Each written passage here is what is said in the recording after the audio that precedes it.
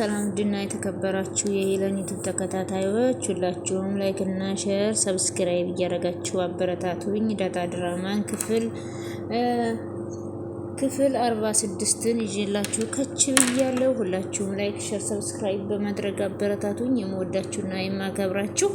እንግዲህ ዳጣ ድራማ በጣም ደስ የሚልና አስተማሪ ድራማ ነው። በተለይ ወይዘሮ ማርታ በጣም ደስ የሚሉ ድርበብ ያሉ የእናት ግርማ ሞገስ ያላቸው በጣም የምወዳቸው በቃ የምወዳቸው እናት ናቸው። ደግሞ ከዛ ደግሞ ውሃዬ ማለት ነው። ውሃዬ በጣም የዋህና ደስ የምትል ልጅ ናት ማለት ነው። ሰላምዬም በጣም ደስ ትላለች። ግን እዚህ ጋር ትንሽ ክፉ የሆነችው አብዬ ናት ማለት ነው። አብዬ በጣም ክፉ ነች ማለት ነው። ነገሮችን ሁሉ መመርመርና ማወቅ ትፈልጋለች። በተለይ ሰላም ከማን እንዳረገዘች በጣም ብዙ ጊዜ ሞክራለች። ዲኤንኤ ላይ ደርሳለች። በዳጣ በኩል ራሱ እንግዲህ ዳጣንና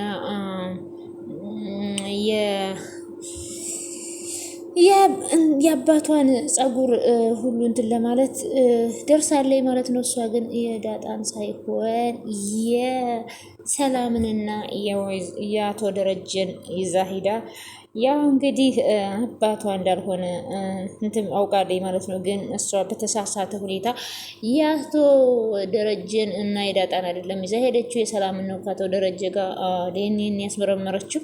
እሱም አልተሳካላትም። ግን እስከዛሬም ደግሞ አርፋ አልተኛችም ማለት ነው። ሰላምም ከማን ያረገዘችው ወይ ከአባዬ ነው ወይ ከናታን ነው እያለች ነው። ጭራሽ እናቴ መቼ ነበረ ዱባይ የሄደችው?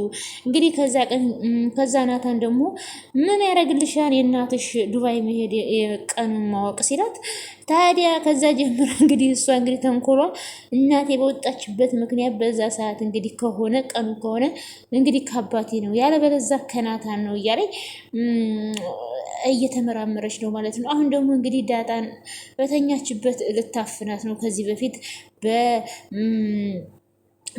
በሆነ ነገር አድርጋ ልገላት ነበር። ከዛ ደግሞ ለውሃም የሆነ ነገር አድርጋ ሰታ ከዛ ውሃ ናት ብላ ውሃ እንደዚህ እሷ ናት ያስደረገችው ብላ እስር ቤት ልትከታት ነበር ዳጣን ለመግደልም እስር ቤትም ለመክተትም።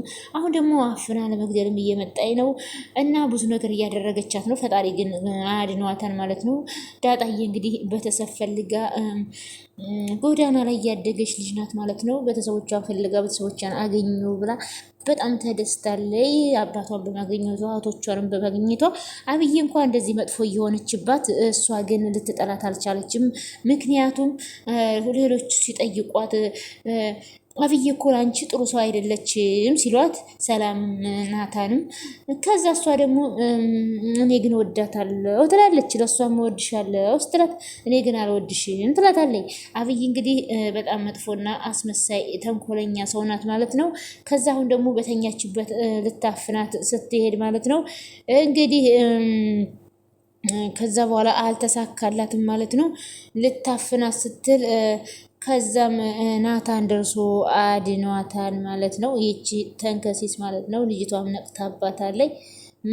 ምን እያደረግሽ ነው? ቻርጅ ፈልገሽ ነው? አዎ ፈልጌ ነው። የት አደረግሽው? የኔ ያልሰራልኝ ብሎ ነው አለች። ከዛ እሷ ደግሞ ናታን ጋ ነው ያለው እሱም አልሰራ ከንቺ በፊት እሱም አልሰራለት ብሎት የኔን ቻርጅ ወሰደ አለቻት። እሱ ምን ያደርጋን ብላ በጣም ተበሳጨች። በጧት ከዚህ ቤት ትወጫታለሽ። እሺ እንግዲህ ሳትወጣም አፍና ልትገላት ፈልጋ ነበረ፣ ግን አልተሳካላትም። ቆይ ግን አንቺ ተንኮለኛም ቆይ እሰራልሻለሁ አንቺ ክፉ ብላት ከዛ እንግዲህ ይህን የሚያክል አንተን የሚያስጨንቅ ከሆነ በቤታቸው እንደፈለጋቸው ይሆኑ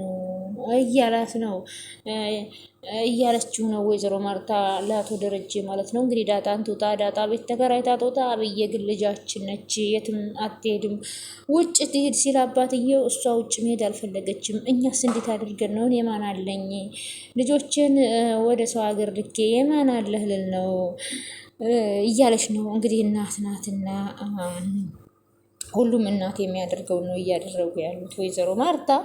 አቶ ደረጀም እንግዲህ ያው እንግዲህ ወይዘሮ ማርታን ባያውቁትም ያው እንዳብዬ ዳጣም ከቤት ትውጣ ሲባል እንግዲህ ከፋዋን ማለት ነው። ከዛም እንግዲህ አቶ ደረጀም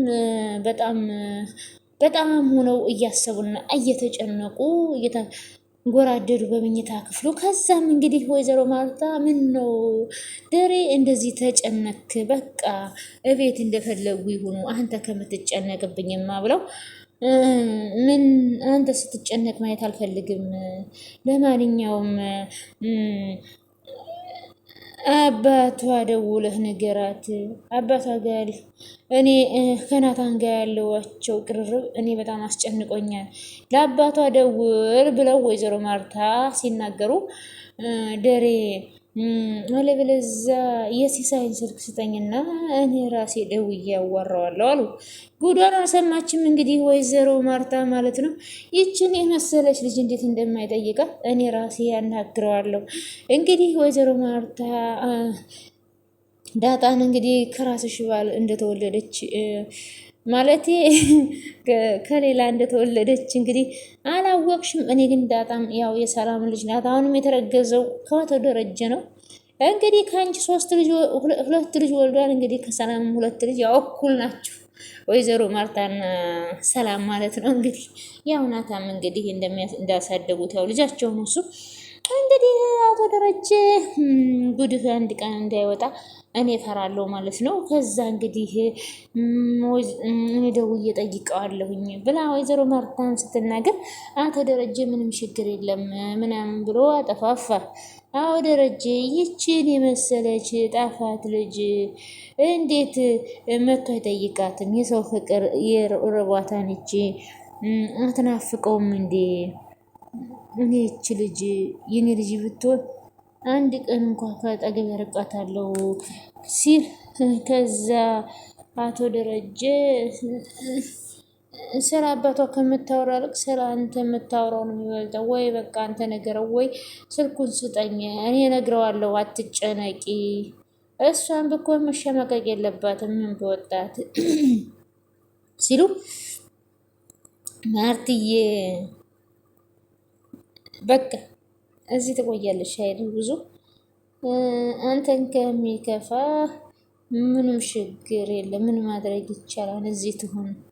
እሺ ማርትዬ እባክሽን ተረጋጊ። ስለምትረጂ በጣም ነው የምወድሽ። ያጠፋ ሰው ይመስል እወድሻለሁ ምናምን ትላለህ። እኔ እኮ በጣም እወድሻለሁ። ተው እባክህ፣ ይቺም ማባበል ናት አለችው። እኔ በጣም እወድሻለሁ፣ በጣም ነው የማፈቅርሽ ወረኛ አለች ወይዘሮ ማርታ። እንግዲህ ወይዘሮ ማርታ በጣም ደስ የምትል ለደረጀም ታማኝ የሆነች ሚስትና ለልጆቿም ደስ የምትል እናት ነች ማለት ነው። እንግዲህ አቶ ደረጀም ወይዘሮ ማርታን በጣም ነው የሚወዳቸው። ግን ቢሆንም አንድ ቀን እና ሁለት ቀን በተሳሳቱ ስህተት ሁሉ ነገር ያው በድብቅ አለ ማለት ነው። ከዛም እንግዲህ አቶ ደረጀ ከሰማች የሆነ አንድ ቀን የሆነ ነገር ደግሞ ከፍ ብሎ የሆነ ነገር ትሆንብኛለች፣ ልጆች የሚያለ እናት ይቀራሉ። ስለዚህ ብሎ ነው እንግዲህ ለዳጣም እየተናገረ ያልደለው። ግን ለወይዘሮ ማርታ መናገሩ ቢቀር እንኳ ለዳጣንና ለሰላም እናትና ልጅ መሆናቸውን ቢነግራቸው በጣም ደስ ይላል። ከዛ በድብቅ ምናልባት እንደዛ ቢሆን ደስ ይለኛል ማለት ነው። እስኪ እናንተስ ምን ትላላችሁ? ውድ ተከታታዮች ስለ ድራማው ማለት ነው። ብቻ ደስ የሚልና ዘና የሚያደርግ ድራማ ነው። እንግዲህ የአብይ ተንኮል መቼም ማለቂያ የለውም ማለት ነው። ዳጣና ናታንም እንግዲህ ፍቅራቸው ማንም አያስቆማቸውም፣ እንግዲህ ጨምረዋን ማለት ነው። ከዛም እንደውም ግቢ ውስጥ ሆነው ዳጣና ናታን ሲተቃቀፉ ከዛ ወይዘሮ ማርታ ከላይ ሆነው አይተው የሆነውን ሁሉ አይተው በግርምት ተመልሰው ወደ ቤታቸው ገቡ። ከዛ ደግሞ ዳጣ በተኛችበት ናታን ቀስ ብሎ መጣ። ከዛም አንቺ ደህና መድረሽ ሊብዬ እኮ ነው አላት። ከዛ ምላሷን ከፍታ ደህና አድሬያለሁ አለችው። እስኪ ልሽ ብዬ ነው ናፍቀሽ ነው አላት። ኧረ ውጣ ደግሞ እዚህ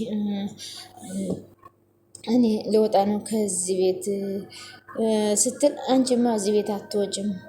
እሺ ግንባርሽን ስሜሽ ልሂድ እሱን ተውና እትዬ ልትመጣ ትችላለች። እሺ በቃ እኔ ቁርስ እንብላ ብሏት ከዛ እሺ ሂድና ብላ እኔም እመጣለሁ አለች። እንግዲህ ናታን በጣም ዳጣ ጋር ተዋደዋል ማለት ነው። በጣም ደስ ይላሉ።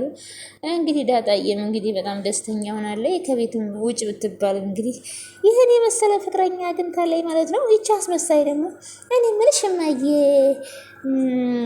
ዳጣ ግን ምን ይዛ ልትወጣ ነው አለቻት። ይኸውልሽ ብዬ ከምሬ ነው እማዬ፣ ለነገሩ አባዬ የገዛትለትን ልብስ ትታ ብትሄድ ለባሏ ይሆናት ነበር ይዛ ብትሄድ። አንዴ ተረጋግተሽ ትሰሚኝ። ይኸውልሽ እማዬ ዳጣ እዚህ ቤት ብትወጣ ሰላሜን ነበር የማገኘው እና ደግሞ ሰላም ሌላ ቦታ ሄዳ ብትወልድ ዋው እኔና ናታን ብቻ ነበር የምንቀረው አለ። እንግዲህ ጆሮ ብታልም ልምጥሬዋን አሉ።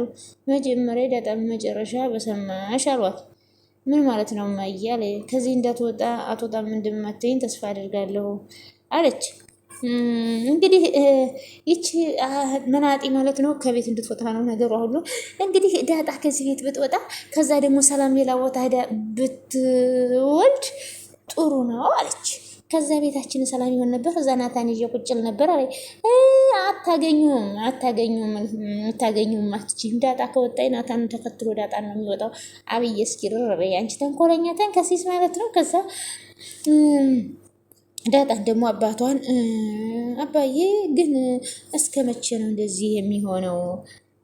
አንተም እኮ በእኔ ምክንያት በጣም ተሰቃየ። ለእኔ ችግር የለውም ዳጣ ደግሞ ማርታ በደንብ ትረዳኛለች። አባዬ እትዬ ጥሩ ሰው ናች፣ እንዳልከው ግን ትረዳሃለች አለችው። አሁን ራሱ መጨነቅን አይታ ነው እዚህ እንድቆይ የወሰነችው። ታዲያ እንደዚህ የምትረደከውን ለምን አትነግራትም አለች። አንቺ ልጅ ምን ሆንሽ? አሁን አንዴ የሆኗን አይደል እንዴ? በቃ ብታውቅም ባታውቅም አንተ እንደውም አንዴ ከሌላ ሴት ጋር ተኝተሃን አይደል አለችው። አዎ አለ። እኔም የተዋረድኩት አውቃለሁ። ውርደት አትበለው አባዬ፣ እኔ ውርደት ልጅ አይደለሁም። በቃ ፈጣሪ በዚህ መልኩ እንድወለድ ስለፈቀደ ነው አለች። አንቺ እኮ ምንም ኃጢአት የለብሽ፣ ሁሉም የኔም ኃጢአት ነው ዳጣዬ። አንቺ እኮ ምንም ኃጢአት የለብሽም፣ የምወድሽ ልጄ ነሽ እያላት ነው። ለማንኛውም አዎ ዳጣዬ፣ አንቺ ፈልገሽ አይደለም ወደዚህ የመጣሽው፣ እንግዲህ የፈጣሪ ትዕዛዝ ነው ማለት ነው። እና ውድና የተከበራችሁ የዩቲዩብ ተከታታዮች ማለት ነው ስለነበረን ቆይታ ከልብ እናመሰግናለን። በያላችሁበት ሰላማችሁ ብዝት ትርፍረፍ ይበልልኝ። ፈጣሪ አምላክ ሀገራችንንም የኢትዮጵያ መህሏን ገነት ዳሯን እሳት ያደርግልን። ለሕዝባችን ሰላምን፣ ፍቅርና አንድነትን ይላክልን። እኛንም በያለንበት ይጠብቀን። አመሰግናለሁ። ሁላችሁም ላይክ፣ ሼር፣ ሰብስክራይብ ማድረጋችሁን አትርሱ። ባይ ባይ።